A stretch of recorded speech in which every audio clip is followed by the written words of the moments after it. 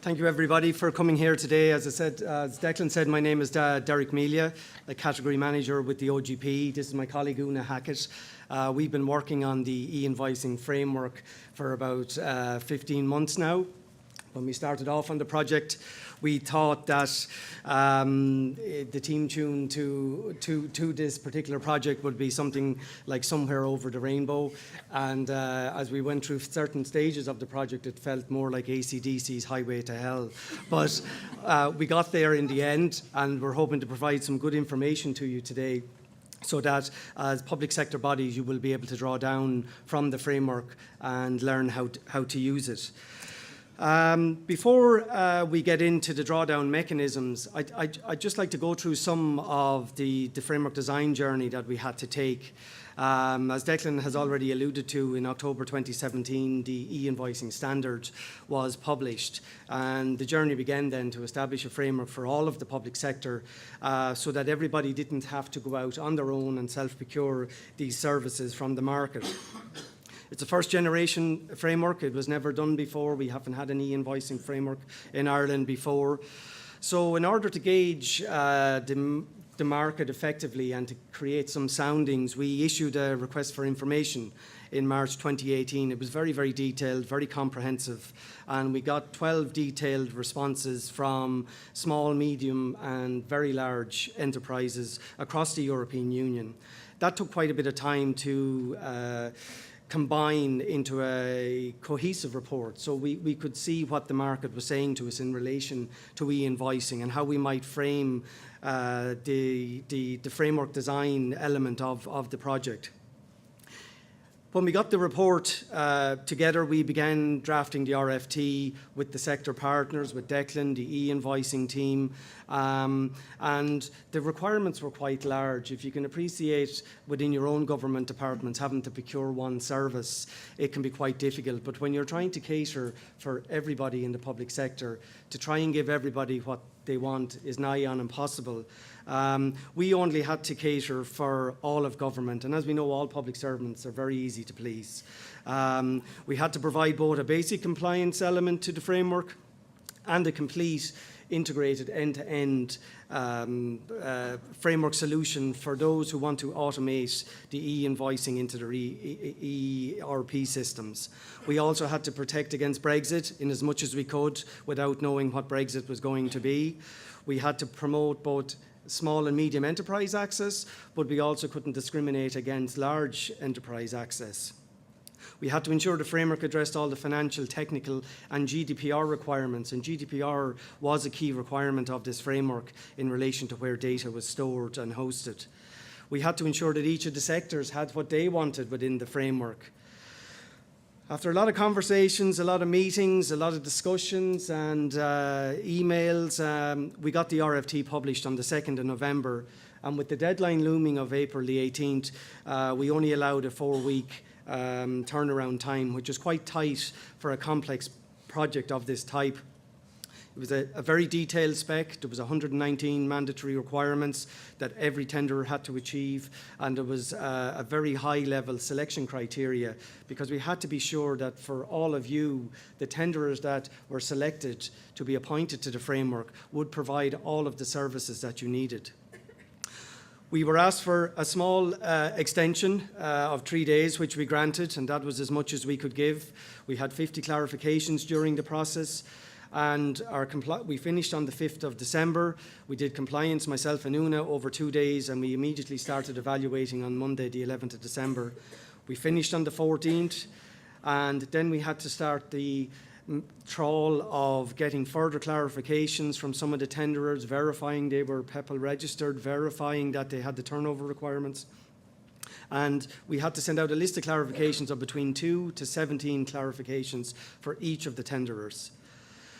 Eventually, after getting through all that process and to bring us up to date, I suppose, we were able to select 4 tenderers from the evaluation that we conducted, and standstill notifications were issued on the 19th of February. And the framework was established only last week on the 12th of March, so it now is established and effective. To give you some of the criteria and why it was so complicated, we insisted on a minimum turnover of 300,000 per lot. So there are some small players and there are some big players in the market. So if you want to go for one lot, you need 300,000, two lots 600,000, three lots 900,000, and so on. You had to have PEPL membership, and we didn't just accept an assertion that tenderers had it. We asked for the signed documents. And some of the clarifications involved going back and getting scanned copies of the signed documents. The data and service location had to be in the EU to meet GDPR requirements. That was key. That GDPR directive that has come in has affected us on a number of our frameworks, but for this we had to ensure that all the data and services were located in the EU. And we had some unusual responses where some people believed the US was as good as the EU in relation to GDPR, but we sorted that out through the evaluation process. Key personnel was another requirement, and Declan was of great assistance to us in this element of it, so that we would have a key account manager, project manager, business analyst, an e-business standards and services technical expert, an ICT technical expert for PEPL and systems interfaces, because we are going the PEPL route, and a service operations agent within each of the tenderers' organisations, so that when you're struggling or if there's an issue or something isn't working, you have a point of contact you can ring, and there's somebody on the other end of the phone that will answer your problem by phone or email, I should state. The award criteria then moved on. It was 70% to 30% on quality, the quality of the project management, the quality of their approach to the project implementation plan. And Declan kindly designed a notional scenario which is typical of what public sector would require, and we instructed the tenderers that they had to submit a project plan based on that notional scenario, so we could really see how they would implement a typical public sector contract, and that was a really good exercise for us. We also wanted to see their test plan. It's one thing saying you've implemented it. How do you test it? How do you know it's compliant? How do you know your data is safe? And speaking of data and safe security, the architecture and resilience of the networks was very, very high. It had to be duplicated. It had to be mirrored in 2 different sites. You had to have a very high-level information security management system, certified to ISO 27001 or higher, or an equivalent. We had a complete data protection element sub-criteria, which we wanted to know, what do you do if there's a data breach under Irish data protection law? How do you notify the client? And we stepped them through the scenarios that they needed to consider in order to get onto the framework. We weren't content with that. We said, we want you to prove you can address all the public sector requirements, because the April the 18th deadline will, in effect, for central government departments, funnel everybody into a gate of maybe 6 to 7 weeks to be compliant. Once you're on the road to compliance, I think it's okay, but we had to know that if you all ring next Monday and ask for a e-invoicing solution that they can deliver, and we were satisfied with the responses and the references that they were capable of doing this. The support and maintenance then, we didn't want any of your systems affected when they're doing standard support, when they're upgrading their systems, when there's a patch that needs to be applied. So those all have to be done out of hours between 12 and 4 in the morning. And the support as well, we have a minimum 2-hour response time, a fixed time of 6 hours. There are other support levels that you may want to draw down if you need, maybe coming to the end of a quarter of an end of a year. You could look at a day rate, and we have day rates included in the framework design. So we really try to incorporate every possible scenario we can think of. But like the Tato ad, there will always be one, and we don't know who that one is, but I'm sure there's someone here in the room today will maybe have a unique requirement that we haven't considered, but we feel it's very robust, and from discussing with all the sector partners, they felt it covered all their requirements. So on the services that we selected in the quality award criteria that the suppliers had to meet, they had to be able to supply PEPL access points. They had to supply a PEPL service metadata publisher, which is a key element of a PEPL system. They had to be able to data transform your e-invoices, because each individual organisation will have various requirements where you may want fields swapped around, you may want something inserted, you may have individual sub-entities within your organisation that you want to give them a unique identifier. So they'll be able to do that. They can also enrich the services and enhance your e-invoices. They can validate it against business rules that you need for your ERP systems. They will provide you with an e-document management portal if it's a case that you effectively want a portal that you can log on to, get your e-invoice and be compliant. But they can also fully systems interface and integrate the e-invoice solution into SAP, Oracle, and all the major ERP systems that are out there. We even included e-archiving services for those that may be concerned by their own internal local storage facilities. You can purchase that at a minimal fee of the tenderers, and they will store it for however many years you need it to be stored. There's also training services if you feel you need them to come in and train your staff how to use it. How do they access the e-invoice? It is quite straightforward, but if your staff needed training, they will provide that training. And the supplier engagement services, which was a key requirement for the FSS, because they want to onboard as many of their suppliers as possible to make this work, because we have built volume pricing into the e-invoicing model. So the more invoices that you get, the lower the cost. So the more you use invoicing, the less it will cost you in the long term. Aside from all of that, then there's the additional e-business professional services, where you need a contractor to come on site and tell you where to start, to try and assist you in finding out where your journey begins and where you want to end up. It may just be basic compliance, or it may be a developed solution that in the long term, strategically for your organizations, you may be looking at automating more and more of your payment services. And these contracting services will help facilitate you along that path. So the framework design, as we said already, it's a first generation framework to support the directive. So initially, after all the consultations, RFI and market consultations and discussions with the various teams, we had 4 lots.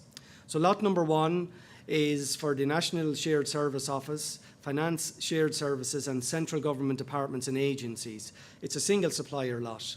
And we felt that was important because we didn't want to fragment the lot. These are basically central government departments, and we had to ensure they had the capacity to deliver the requirements of those departments. It is a direct drawdown. We simplified it. We didn't want you having to run mini competitions on top of this in order to get the services because of the timeline. So we have a notification to activate services form, which is a standard form we use in all our frameworks in the OGP. And what it allows you to do is effectively fill out one sheet with your requirements, and you start the process of purchasing the services. That's the single supplier lot for lot 1. For lot 2 then, we have the Health Service Executive and other health authorities, and the Local Government Management Agency and their local and regional authorities. They're classed as sub-central, or they've deemed themselves as sub-central, and as a result won't need to be compliant with the directive until 2019. So this is a multi-supplier lot for them so that they can establish their specification, and we will run a mini competition for them at some point this year so that they can draw down the services. And as I said, it is a multi-supplier lot, so it's effectively a mini tender, a mini competition. Lot 3 then was a catch-all. It was for all other public sector bodies for whom lot 1 and lot 2 do not apply. It's a multi-supplier lot because we can't determine the volume that's going to come into us and when it's going to come into us. But we wanted to have as many suppliers on that lot as we could. We have 4, and I'll go into that later, and it's in a cascade arrangement. So again, it's a direct drawdown. You fill out the form, you send it in. If the tenderer who was ranked first on the framework does not have the capability to fulfill your requirements, it will then, within 4 days, automatically migrate to the second ranked tenderer on the framework.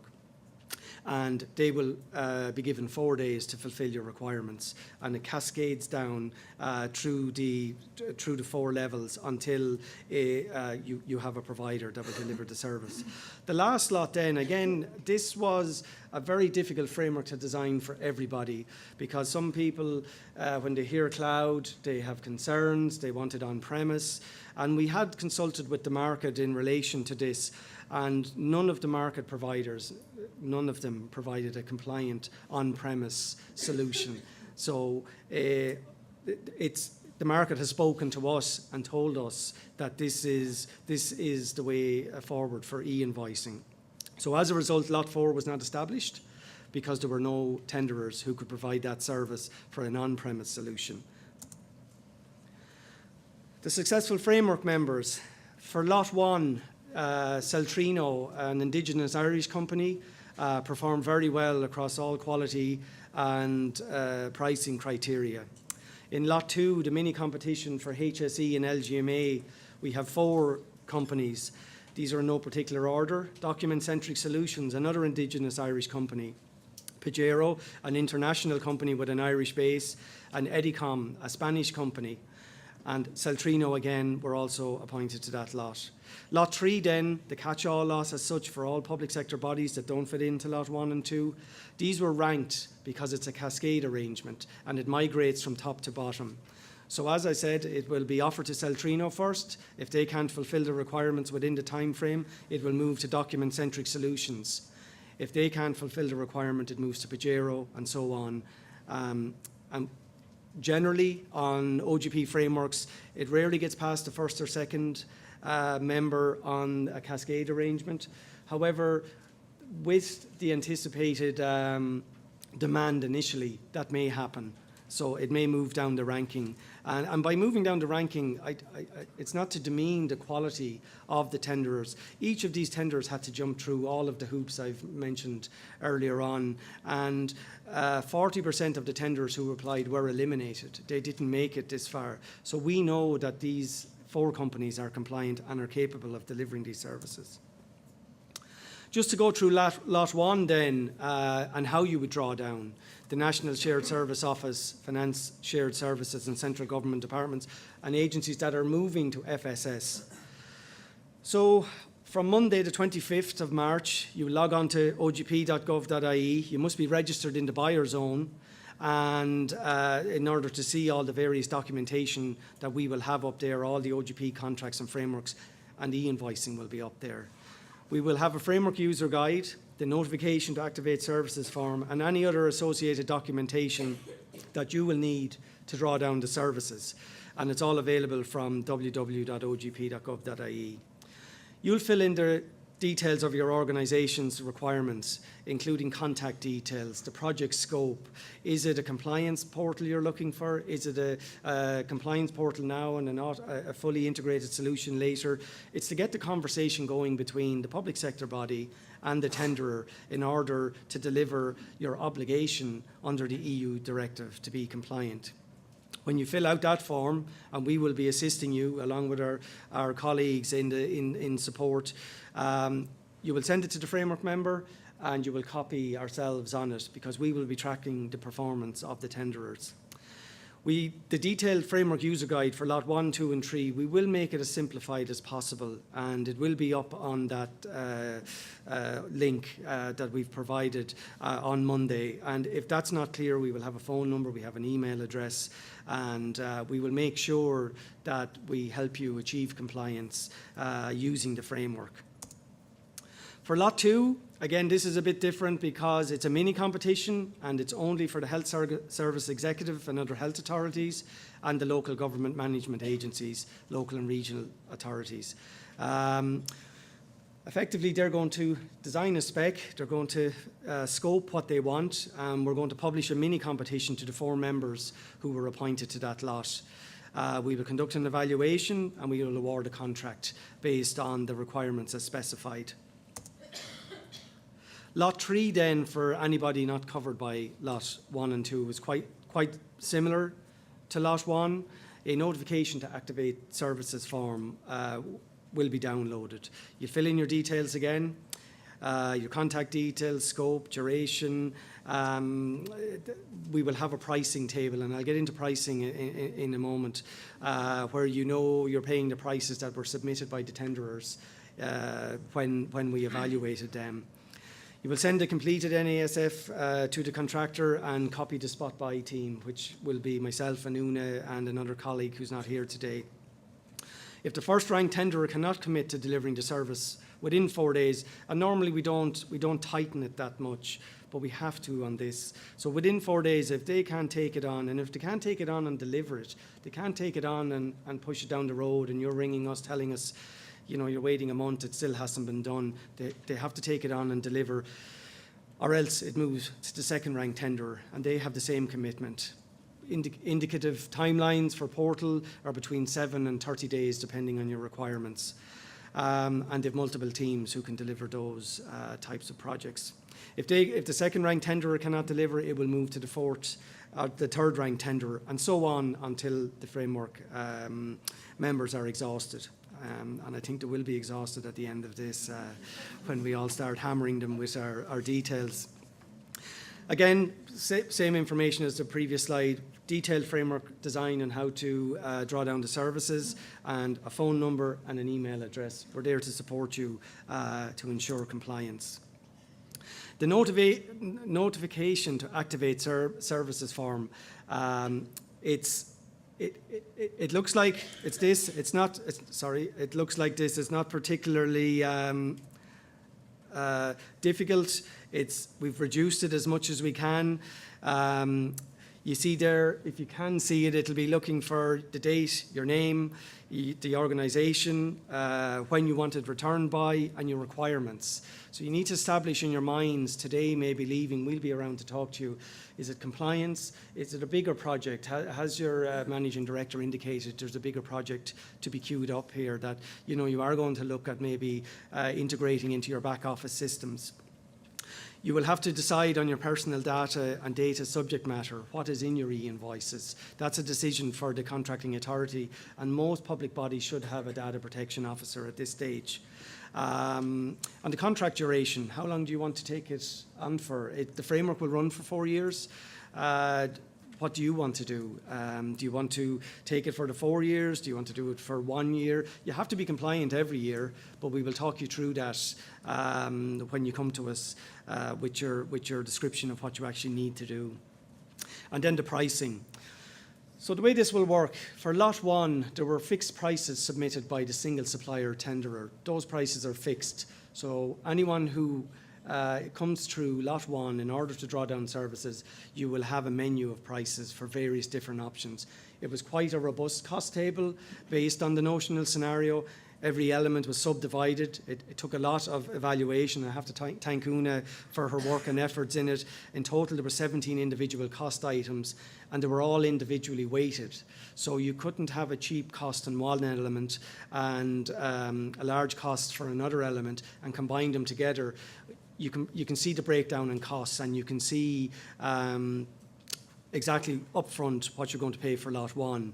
For lot 2, the HSE and the LGMA, the only requirement there will be that they have to meet the prices they tendered. But at mini competition stage, we've always found it in the OGP, the prices generally will drop. They will compete. There will be only 4 framework members available to compete, and they will make commercial decisions as to what they want to do when it comes to responding to the SRFT that we will publish. For lot 3, it's a bit more difficult, but again, we'll talk you through it. The winner of lot 1 also won lot 3. It was a very, very good response. So you will have those, anyone in lot 1 will know those prices, but we can't divulge the prices of all 4 members at the same time. So when you come to us, if it's the first ranked tenderer, we will give you the price list, or we will check what you're looking for and tell you what the price list is, whatever works. But if it's a case that you get the second, third or fourth ranked member, we will give you their pricing, because there is slight differences in pricing. There is a median. It is a median price we will give you, and they're all within the same area depending on the services that you wish to draw down. But some services, you may never draw them down, so it may not affect you. We're around for the rest of the day, and I said from Monday is the 25th of March is really the key date. If you know what you're doing on Monday, log on to the OGP. Not that nobody knows what they're doing. We're all public sector workers here. We're geniuses. But if you don't know what you're doing, log on to the website. Have a look at the user guide.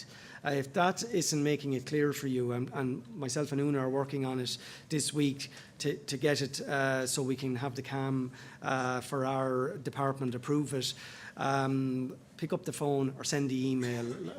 We do realise it's new, and we do realise that we're starting from scratch, so there will be some hand-holding at the start.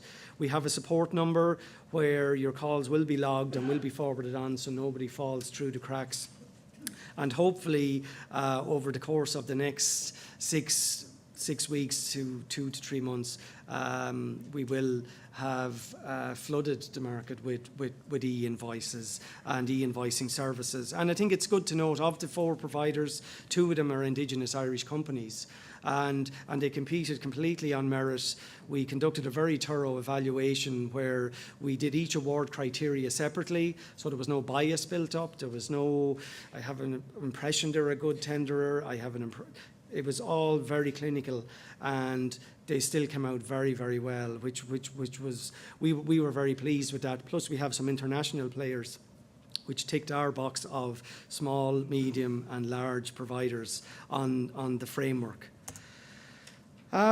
That's it from myself and Una. I said I would like to thank everybody for all their assistance in helping us get to this stage, and in particular Una, who rearranged holidays at times in order to get standstills published, or all the various steps we have to go through in a public procurement competition. As you can see, I'm vertically challenged. I'm about 5'4", and trying to get this framework across the line is akin to running the Grand National without a horse. But we're there now, and we're very happy to be there. And I said, I hope in the weeks and months to come that the effort we put in to make the framework as user-friendly as possible, so that you have as little work as possible to do, will pay off. Thank you very much.